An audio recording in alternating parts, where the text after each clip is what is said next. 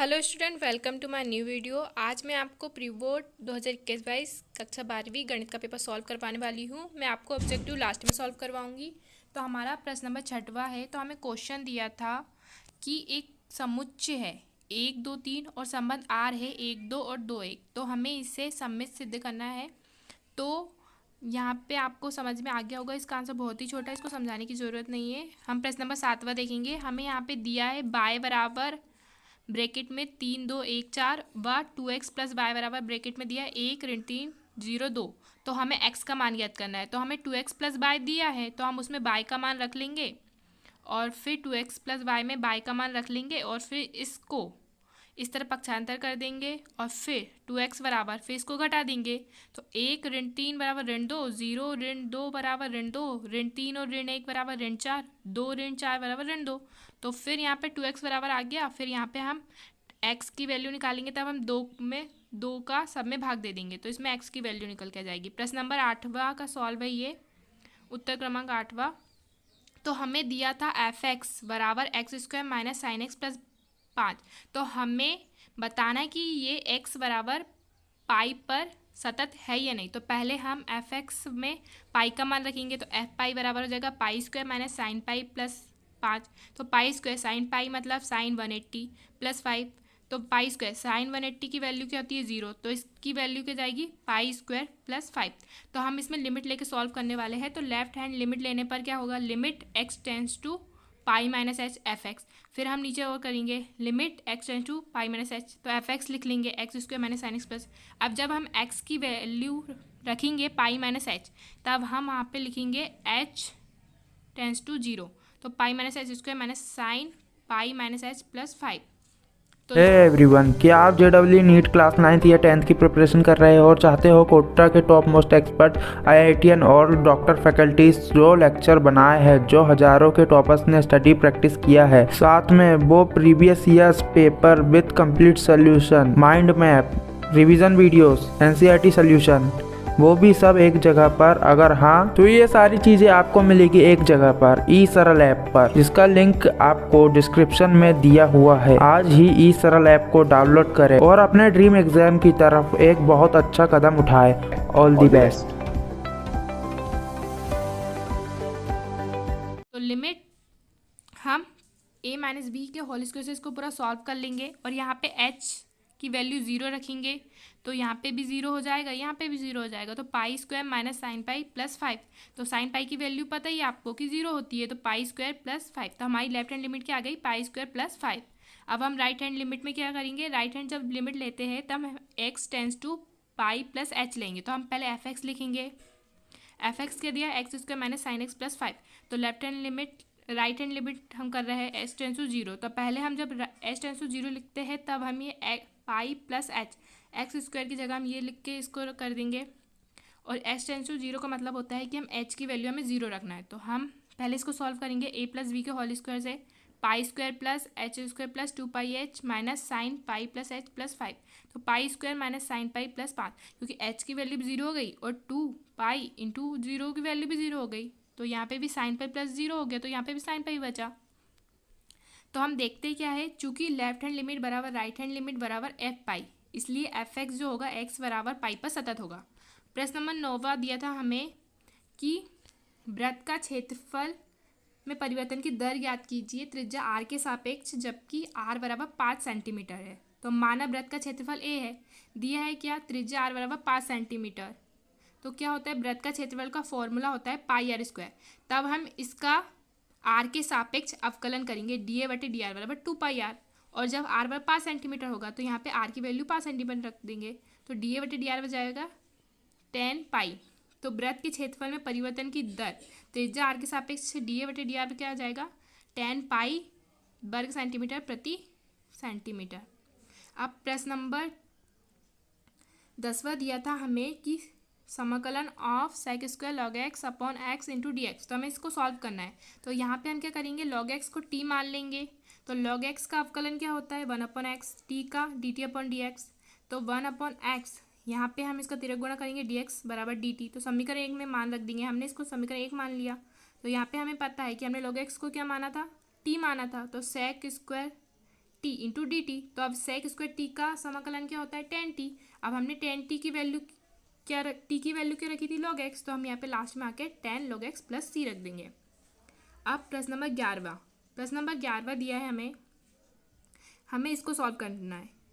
समाकलन यहाँ पे हमें लिमिट भी दी है 0 से π/2, तो cos square x into D x. तो पहले हम इसको समीकरण 1 मान लेंगे, फिर प्रगुण 3 से सॉल्व करेंगे हम इसको। हमें लिमिट दी है 0 से π/2 cos स्क्वायर, तो cos स्क्वायर इसका प्रगुण का मतलब क्या होता है, जब 0 से π/2 लिमिट दी होती है तब उसमें x की जगह π/2 माइनस एक्स रखते हैं। तो हमने ये ऐसे रख लिया। अब हमको पता है cos square cos 90 minus theta sine 90 sine theta, तो वैसे ही हम cos स्क्वायर 90 माइनस एक्स क्या हो जाएगा साइन स्क्वायर एक्स। तो हम इसको समीकरण 1 इसको माना है, हम समीकरण 2, तो हम क्या करेंगे समीकरण 1 और 2 को जोड़ देंगे। तो हमें यहाँ पे भी i मान लेंगे, तो i प्लस i क्या हो जाएगा 2i, और इन सबको भी जोड़ देंगे। अब लिमिट क्या होगी 0 से π/2। अब sine square x plus cos square x का इंटू डी एक्स, तो sine square x into plus cos square x की वैल्यू क्या होती है 1 होती है, तो एक 1 इंटू डी एक्स हो जाएगा। तो 1 इंटू डी एक्स, और 1 का जो समाकलन होता है वो क्या होता है x होता है, तो 2i बराबर। अब यहाँ पे हम x पहले हम उच्च लिमिट रखेंगे फिर निम्न लिमिट, तो π/2 माइनस 0 यानी π/2 चल जाएगा, तो i की वैल्यू क्या जाएगी π/4। अब प्रश्न नंबर 12 दिया था हमें कि सदिश a दिया है, हमें उसके अनुदिश मात्रक सदिश ज्ञात करना है। तो मात्रक सदिश का जो फॉर्मूला होता है a कैप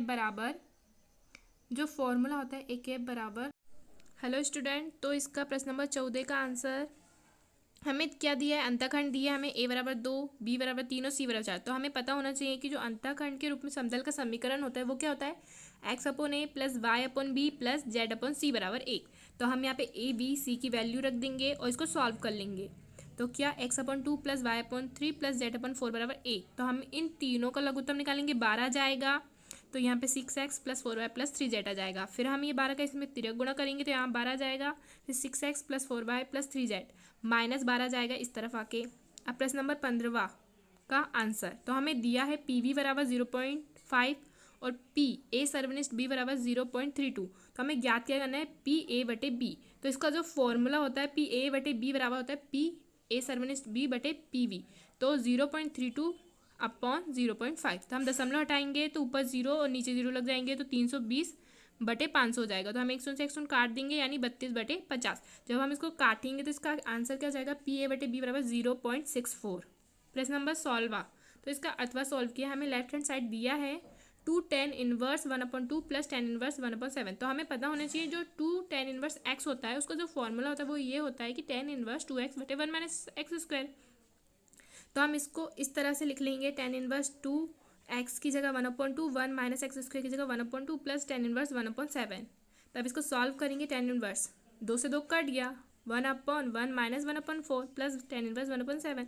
अब यहाँ पे हम लघुत्तम लेंगे तो 4 जाएगा, 4 माइनस 1 3/4 आ जाएगा, तो 1/3/4 प्लस tan इनवर्स 1/7।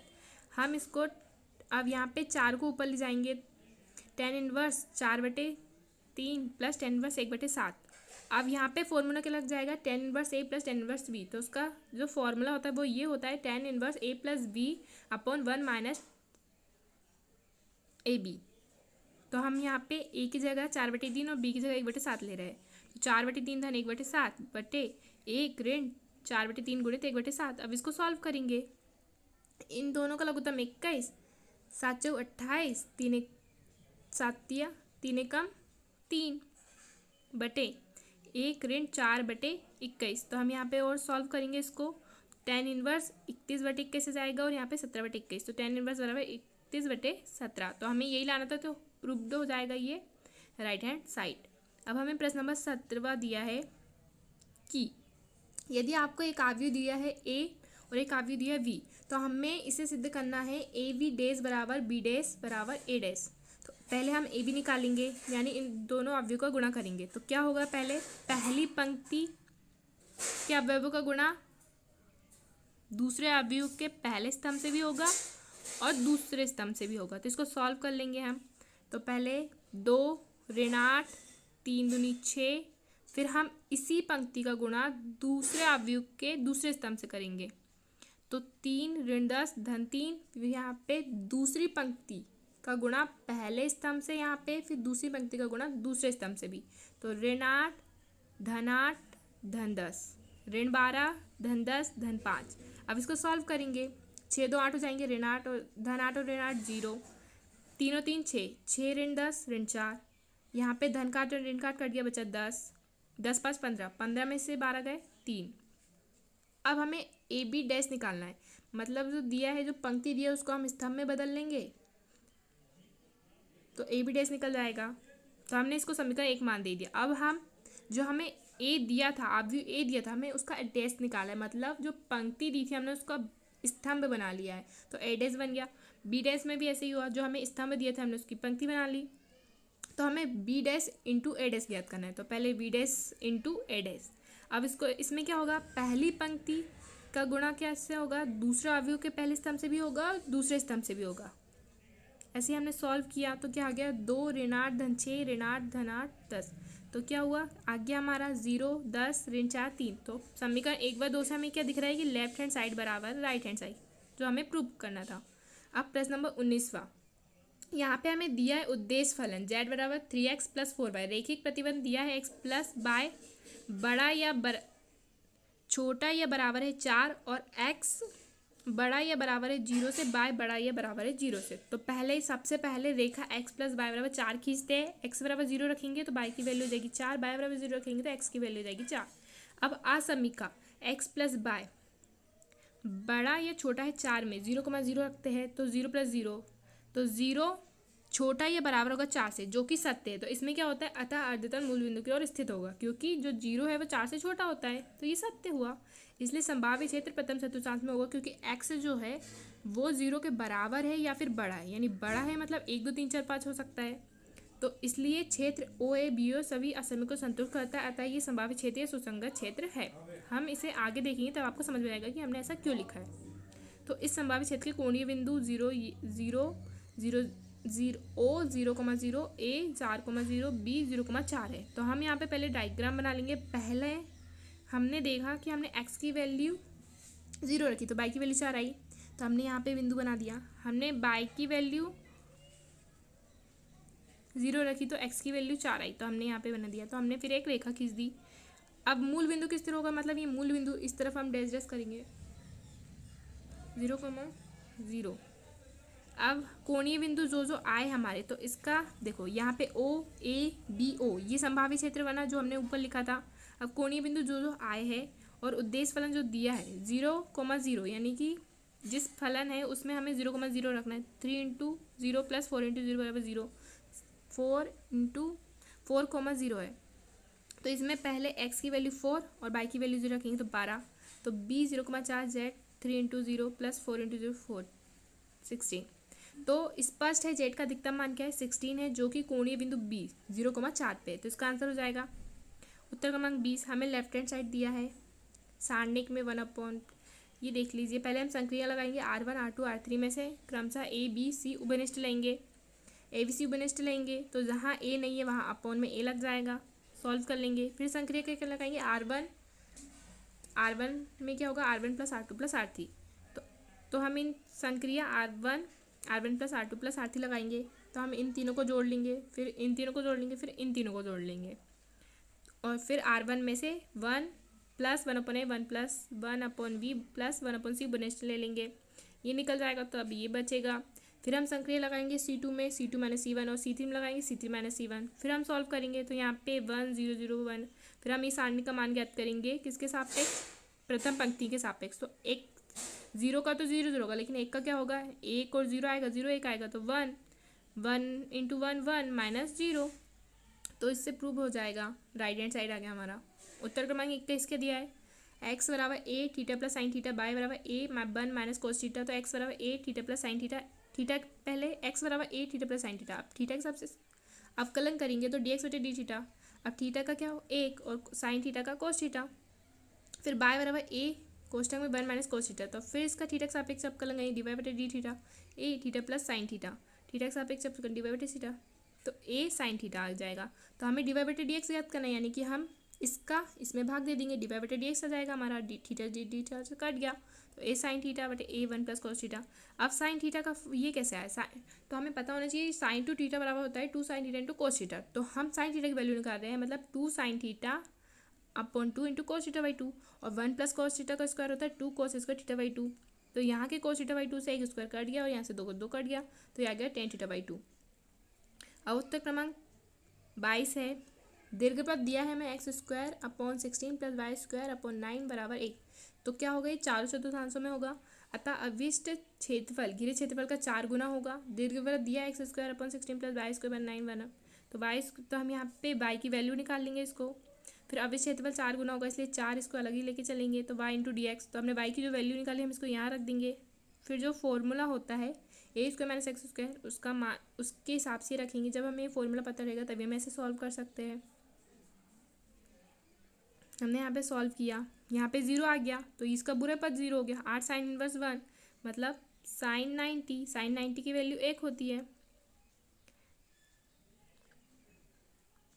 1 साइन 90 की वैल्यू थी, साइन पाई बाई 2 आ गया, तो साइन से साइन इनवर्स कट गया, तो यहाँ पे क्या हो गया 24 पाई अपॉन 2, तो इसका आंसर क्या 12 पाई वर्ग इकाई। अब उत्तर क्रमांक 23 दिया है हमें, यहाँ पे दिया है tan inverse y minus x divide बटे 1 plus y square d x. तो हम पहले डी एक्स अपॉन डिवाइड करेंगे, फिर tan inverse y minus x upon 1 plus y square करेंगे, डी एक्स बटे डिवाइड बराबर tan इनवर्स वाई बटे 1 प्लस, हम इसको अलग अलग कर लेंगे, फिर इसको इधर पक्षांतर कर लेंगे, तो ये क्या होगा डी एक्स प्लस डिवाइड बटे पी एक्स बराबर क्यू की तुलना से करेंगे, है ना। तो यहाँ पे p की वैल्यू क्या हो गई 1 अपॉन 1 प्लस वाई स्क्वायर, और q की वैल्यू tan इनवर्स वाई बटे 1 प्लस वाई स्क्वायर। तो हमें p और q की वैल्यू, तो समाकलन गुणांक का फॉर्मूला होता है e समाकलन of p into d y, और e तो p की वैल्यू हमें पता है 1 upon 1 plus y square into d y, तो हम इसको 1 अपॉन 1 प्लस वाई स्क्वायर का जो समाकलन होता है वो tan इनवर्स वाई होता है। फिर अवकल समीकरण का हल का फॉर्मूला क्या होता है x इंटू आई एफ बराबर समाकलन of q into I into F into d y. तो यहाँ पे हम x into e tan inverse y I F आया हमारा, फिर हम इसमें वैल्यू रख देंगे। तो हम यहाँ पे पहले इसको सॉल्व करेंगे, तो क्या होगा माना tan इनवर्स वाई बराबर t, तो 1 अपॉन 1 प्लस वाई स्क्वायर बराबर d t upon d y, तो 1 upon 1 y square d y बटे डी टी। तो सॉल्व कर लिया, tan इनवर्स वाई बटे 1 प्लस वाई स्क्वायर ई बटे 2, तो हमने इसको t माना tan इनवर्स वाई को, और ये पूरा पद d y upon 1 plus y square क्या आ गया डी टी आ गया, और e tan inverse y e t. तो यहाँ पे हम दोनों फलनों के समाकलन, दोनों फलनों के गुणनफल का समाकलन का फॉर्मूला लगाएंगे। प्रथम फलन वैसे ही दूसरे का समाकलन माइनस पहले का अवकलन दूसरे का समाकलन और पूरे का समाकलन। सॉल्व किया हमने तो क्या आ गया, ये आंसर आ गया हमारा। मैंने बहुत अच्छे से बारीकी से लिखा है, आपको स्टूडेंट समझ में जाएगा पूरा। अभी हमारा लास्ट क्वेश्चन है उत्तर क्रमांक 18, जो हमने पहले सॉल्व नहीं किया था, एफ एक्स बराबर sine x plus cos x. तो हमें इसका महत्तम ज्ञात करना है, तो पहले हम इसका अवकलन करेंगे। एफ डेस एक्स आना होता है अवकलन, तो cos x minus sine x. अब उच्च व निम्नलिखित मान के लिए क्या होता है, एफ डेस एक्स बराबर 0, तो cos x minus sine x बराबर 0, तो कॉस एक्स बराबर साइन एक्स, तो sine x upon cos x बराबर 1 यानी tan एक्स बराबर 1, तो tan एक्स बराबर 10/4, क्योंकि एक्स बराबर आ जाएगा पाई/4। तो हम एफ एक्स में एक्स बराबर 0 पाई/4 वो पाई रख के देखेंगे। तो महत्तम मान यानी उच्चिष्ट मान यानी उच्चतम मान क्या होता है, f0 रखेंगे तो इसकी वैल्यू 1 आएगी, पाई/4 रखेंगे तो इसकी वैल्यू करनी 2 आएगी, और पाई रखेंगे तो इसकी वैल्यू -1 आएगी। तो sine x plus cos x का महत्तम मान क्या हो जाएगा, करनी 2। तो स्टूडेंट हमारे सारे आंसर खत्म हो गए हैं। मैं आपको ऑब्जेक्टिव बता देती हूँ। तो ये ऑब्जेक्टिव आपको दिख रहे हैं, ये मैंने पूरे सॉल्व किए अच्छे से। आपको कोई कन्फ्यूज़न हो तो आप मुझे कमेंट करके बता सकते हैं। Thank you for watching.